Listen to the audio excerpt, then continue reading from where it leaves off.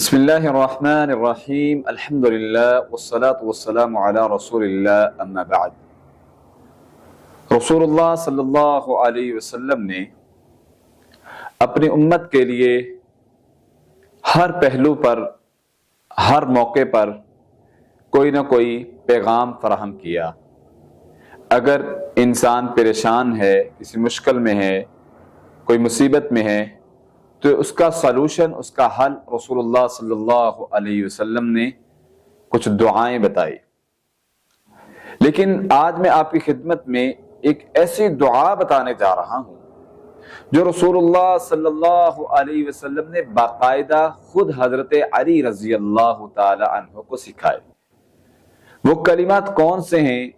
جناب علی رضی اللہ تعالی عنہ فرماتے ہیں کہ رسول اللہ صلی اللہ علیہ وسلم نے مجھے حکم دیا کہ جب میں رنج میں ہوں، یعنی جب میں پریشان ہوں، یا کوئی کام کی وجہ سے مجھ پر سختی آ جائے، کوئی کام کی پریشانی مجھے ستانے لگے، تو یہ کلمات پڑھو تو اللہ تمہارا رنج، غم، پریشانی دور کر دیں گے۔ وہ کلمات کون سے ہیں؟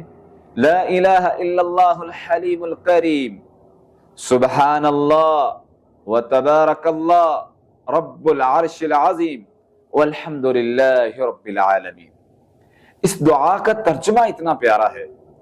اے اللہ، تو الہ ہے، تو بردبار ہے، تو کریم ہے، عزت والا ہے، تو ہر کمی کوتاہی سے پاک ہے، تیری ذات بلند و بالا ہے۔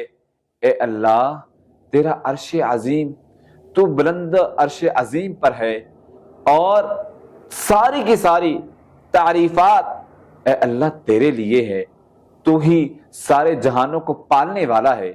جب یہ انسان اللہ کے سامنے یہ دعا رکھتا ہے، یہ دعا پڑھتا ہے، ان کلمات کے ساتھ، ان الفاظ کے ساتھ اپنی حاجت رکھتا ہے، اپنی پریشانی رکھتا ہے، اور پریشان دل سے، بے قراری کی حالت میں، مصیبت کے وقت، پریشانی کے وقت، بے چینی کے وقت، سختی کے وقت، رنج کے وقت، غم کے وقت، انسان جب یہ دعا کے ساتھ دعا کرتا ہے تو اللہ سبحانہ و تعالی اس کی دعا بھی سنتے ہیں، اللہ اس کی پریشانی بھی دور کرتے ہیں، اس کا رنج اور ہم اور غم بھی ختم ہو جاتا ہے۔ جناب علی رضی اللہ تعالیٰ عنہ کہتے ہیں کہ جب رسول اللہ صلی اللہ علیہ وسلم نے مجھے یہ دعا سکھائی تو میں جب یہ دعا پڑھ لیتا، اگر مجھے کوئی مصیبت، اچانک غم یا رنج لاحق ہوتا تو میں یہ دعا پڑھتا، تو اس دعا کے بدلے میرا رنج، میری غم، میرا پریشانی جو ہے وہ دور ہو جاتی۔